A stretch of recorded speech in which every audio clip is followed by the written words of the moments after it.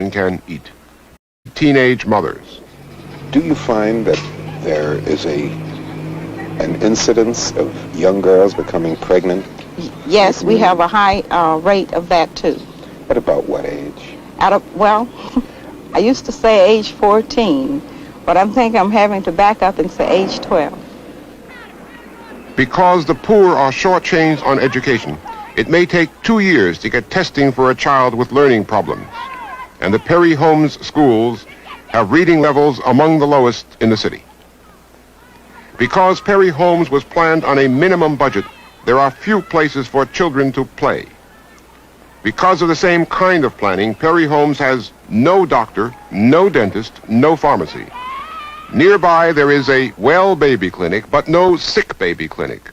And the sick must travel 12 miles to wait for attention at Grady Memorial Hospital. And partly because of the general rule that welfare is cut off if there is a man in the house, fathers are often driven away so that mother and children can eat. 85% of the head of household is a woman, because most of the men who should be in the household, they cannot make a decent living.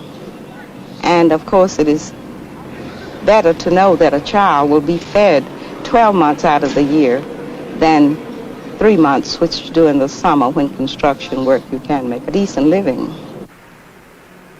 The man in the house rule was written to prevent welfare cheating, to make sure that aid to families with dependent children would go only to families headed by mothers. But the effect of the man in the house rule is to create for children an atmosphere of investigation and surveillance, and thus the welfare system in its operation turns out to be a system to make life harder for children. The welfare system helps the disintegration of the American family.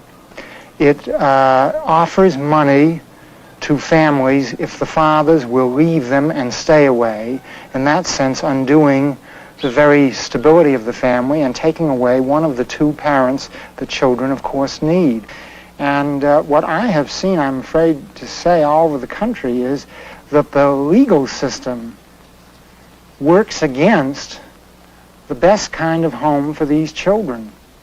We don't encourage parents to be at home with the children. We don't encourage mothers to feel that they can find their destiny as mothers. We take away, in many of the most vulnerable homes, fathers from those homes.